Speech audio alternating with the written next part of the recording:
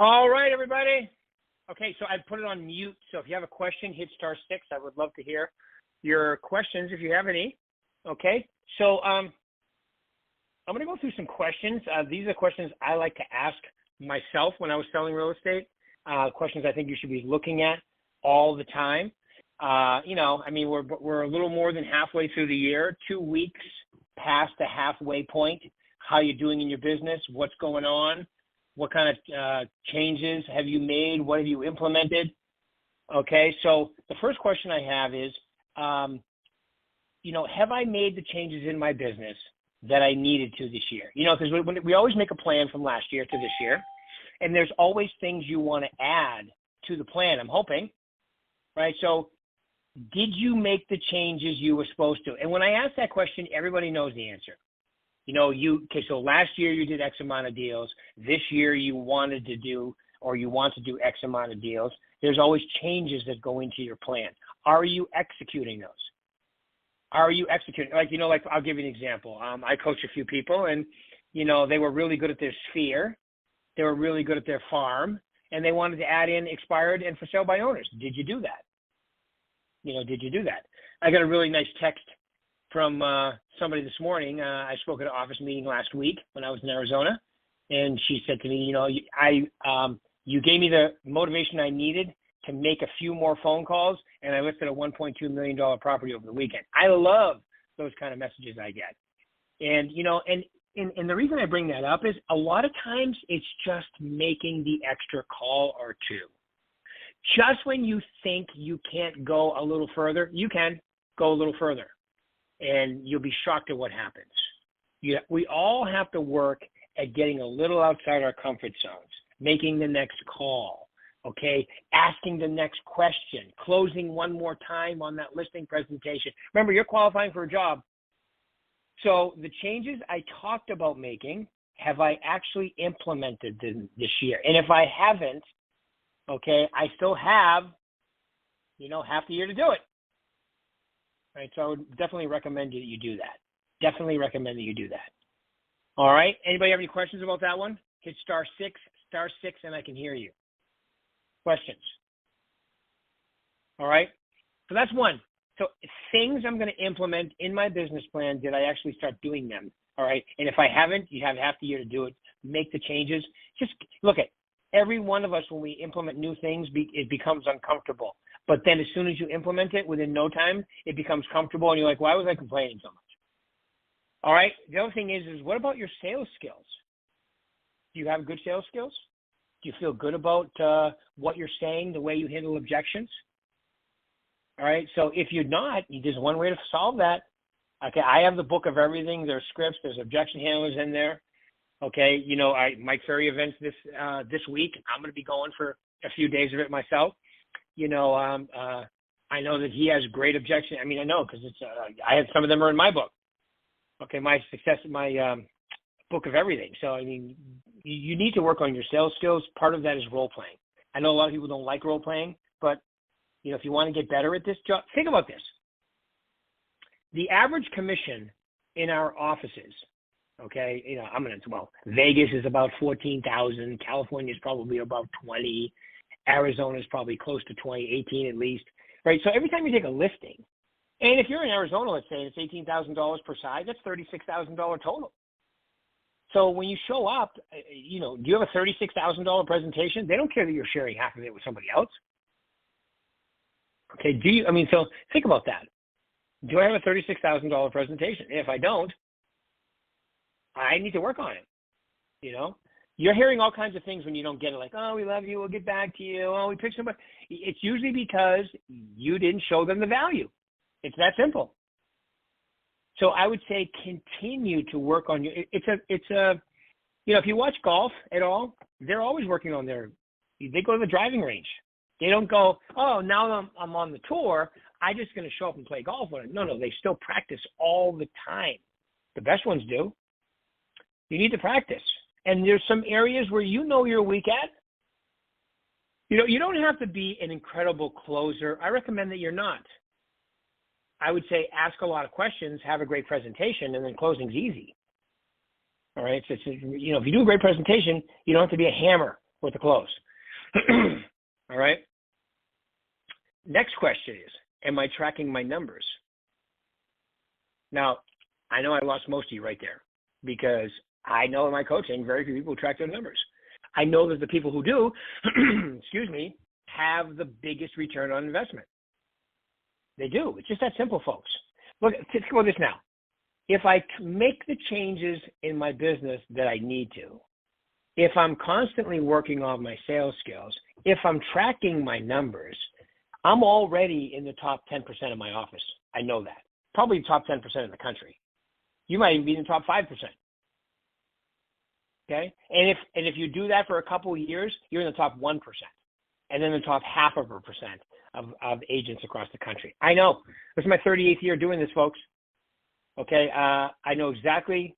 Look, the people on my schedule that are doing incredibly well, and just like when I was selling, okay, they're doing consistent things. Right? It's not a mystery. It's not a wing it. It's not a, well, they're more fortunate. Oh, they know more people. Oh, they have a bigger sphere. No, that's all just crap. Those are things you tell yourself so you don't have to change. All right? So there's another one. All right? So how about this one? You guys are going to love this one. Do I have an accountability partner or two? You should have a role play partner. You should also have an accountability partner. All right? It's very simple. Very, very simple. All right? I didn't say it was easy, but it's definitely simple. All right? How about this one? Do I work at controlling my emotions every day? We all get a little emotionally out of whack. What are you doing to control your emotions? I know what I do. Audiobooks, eat right, working out. Don't let anything go, like with your personal relationships. Hammer everything out right away. The more things you add unsettled, the more you become emotionally distraught. Okay, so you just try to handle everything right away. All right, do things. Diet is incredibly important. What you feed your mind with. Like audiobooks are great. The news is terrible. It's not even the news. It's a joke. All right, so that's another great one that I need to be working on. Another one is, do I have a time block schedule? I know I said it, the first one was, did I make the necessary changes? But am I following a time block schedule? I'm looking at my time block schedule right now. Okay, it's definitely time blocked. You know, I mean, I have certain things that I'm doing every single day, and they're all in my schedule. All right, so do you prospect the same time every day? Do you go to the gym the same time every day? Are you even going to the gym? Okay, so do I have a super time block schedule? All right, how about this one? Am I coachable? Do I listen? Do I ask questions and then listen and then take different actions? Being coachable is a very important part of the process. You never get there, and you can learn from everybody. All right. And then do I believe in the systems I'm following? That's kind of important that you believe in what you're doing. I've never met anybody that says, okay, if I made 5 extra phone calls, do exactly what you're doing, and then talk to 5 extra people a day in whatever leads to. I've never met anybody who goes, yeah, I know that won't give me more business. Everybody knows that'll get you more business. The question is, am I doing it? That's the question. Okay, so let's review here. And I want you guys to ask questions. There's only a few people on today because it's hot out. I always go, but it's not hot inside your house. It's not hot at your office. It's not hot in your car after you've been in a few minutes. So like, you know, we live in the desert. Pretty much all of us, okay, even California, it's hot there too. But it's weather. It happens every day. You have to get used to it. You have work days, you have days off. If it's a day on, it doesn't matter what temperature it is. You're working. I know the first thing I did this morning when I came to my office was turn the AC down. Down. I like it cold. Right? Because I'm inside. I get to control it. So what's doing outside? So when people say to me, it's hot out. Of course it's hot out. You live in a desert. It's July. What were you expecting? But it's part of the gig. If you lived where I used to come from, it would be, 5 months of the year freezing and snowing. Here, you got 2 months that are a little uncomfortable, but not if you have AC. All right. So you just got to get used to that. So did I set a plan for this year with changes, and am I following it? My business plan. That's the first question. That's the first question you have to look at and analyze. And if you're not doing what you were supposed to be doing, just change it now. Commit to go through the uncomfortable phase. That's what I'm trying to get you to do. There's an uncomfortable phase. It's nowhere near as bad as you think it is. And when you start doing it, you'll see what I mean. Okay, do I have a plan to work on my sales skills? Is it scheduled in? Do I have a role play session scheduled in? Am I reading my scripts? Am I looking at them? Do I have a consistent listing presentation right out of the virtual agent center that I'm presenting every time? The answer, you have all this available to you. Are you taking advantage of it? That's the question. And if you are, okay, good for you. If you're not, start doing it. Start doing it. All right, and I know a lot of you will never do this one, but you should track your numbers. How many people do you talk to a day? How many leads did you get today? How many appointments did you set? When you go on a listing presentation, keep track of how many go on versus how many you get. Then you have marker numbers that you can follow, so you know when you're getting better or not. I know when I stopped selling real estate full time, my batting average was about 85. If I went on 10 listing appointments, I'd get 8.5 of them. Well, it was about 85%. Not at first, though. Okay, so, am I tracking my numbers? Next one is, do you have accountability partners? I hope you do. You have somebody holding you accountable. And somebody on the same road as you. Not somebody who's going to do this. Yeah, okay, you didn't do it today. Oh, okay, no big deal because, don't know. You want somebody who's going to hold you accountable, who's doing basically the same thing as you. You can find them in your office. You can find them in my coaching. It's like, okay, so belonging to a gym is really good. Belonging to a gym and prepaying for a month or 2 or 3 of a personal trainer is even better. I know in my gym, there's these group of women, okay, that I always see them. They have one trainer and there's like 4 women, and they meet 3 times a week. He takes them through a routine. That's commitment. And I always see the same people there. Right? I had a trainer for a long time. Now I know what I want to do and I do it. So are you, whatever you're doing, it always helps to have role play partners, accountability partners, all that good stuff. All right. The next one is a big one. Am I controlling my emotions or am I working on it every day? Every one of these requires a plan. Every one of it requires writing it down or putting it in your phone or putting it in your schedule in your computer. You have to have it somewhere. It's got to go from you onto something. That's when the magic starts to happen. Then it has to be followed up with action. Okay. So do I have a plan? I know for me, it's very simple. I know in the morning when I get up versus an hour and a half later after my workout's done, and I know I feel totally different because I've done something great for my body physically and mentally with listening to audiobooks. They got to be good books, though. They can't be like crazy books. Okay? So I'm talking about, nonfiction, positive mental attitude, business, even books about health, all that good stuff. Okay, do I have a rock solid time block schedule every day? I mean, you have available, all of you can take my success series, which the next one I think is the week of the 14th. Wait, what is that week? Hold on. Yeah, the week of the 14th of August. Boom. Yeah, at the Southwest office. So the week of the 14th, which is pretty much a month. When was it? 1, 2, yeah, 3 weeks away. No, 4 weeks away. 4 weeks away. If you're in Arizona or California, we'll be doing it on Google Meets or Google Hangouts, whatever it's called. Right? But you all know, okay, what a time block schedule, well, I hope you know what one looks like. That's why I talk about it in my success series.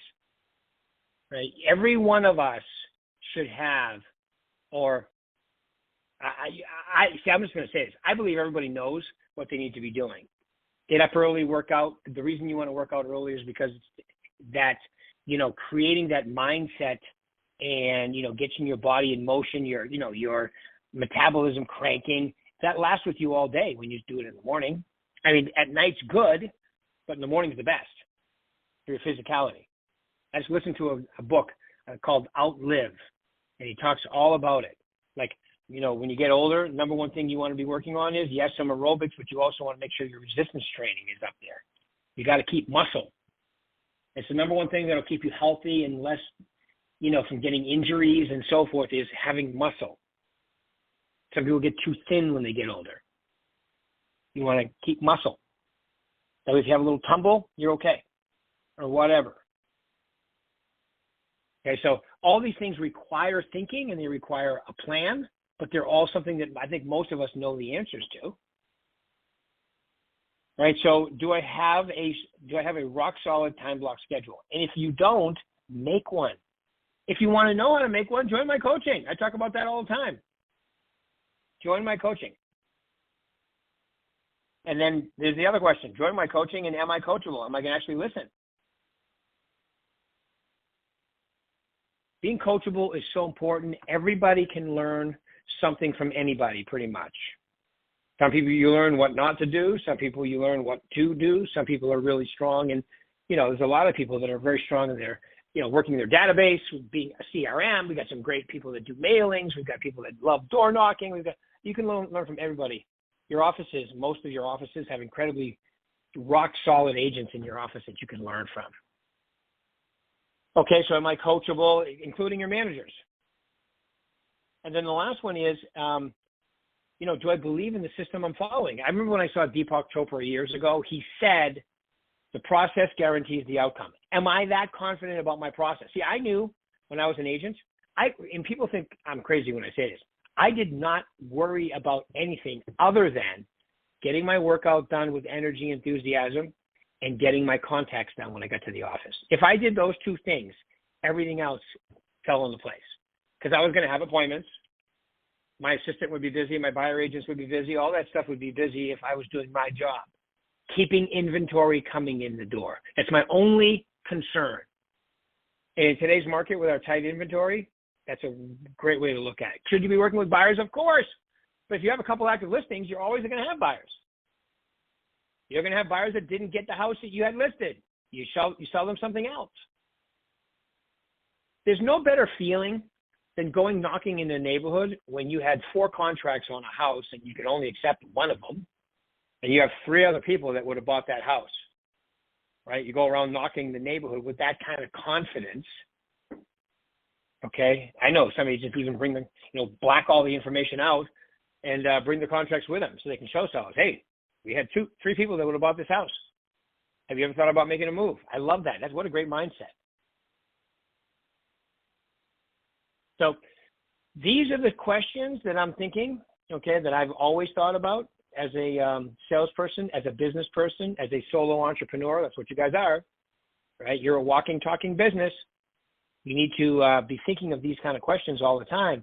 And really, out of all of them, I would say you've had probably, some of you have had really good periods where you've done, except the keeping track of your numbers one. That one, only about 10% of agents actually do that. They also happen to be the most productive agents. That's kind of a weird coincidence that I wouldn't want to screw with. I would just want to follow it. Right? There are certain things in life that I don't know why it works the way it does, but if you follow, like algebra. I don't know why algebra works out, but if you follow the steps, it works out. So stop trying to analyze it and just follow the steps. You get a lot further.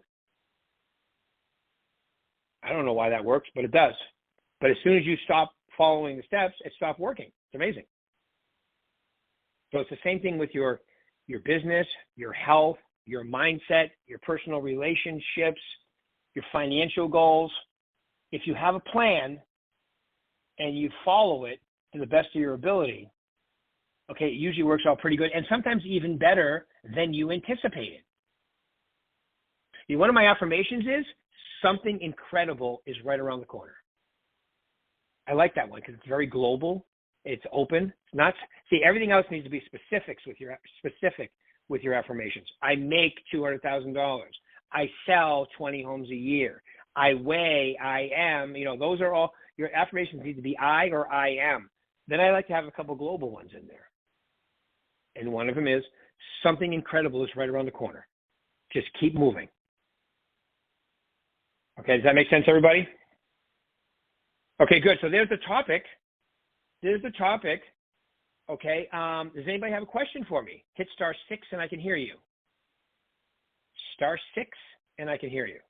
Don't be shy. There's only like, I think 4 or 5 of you on today. So anybody?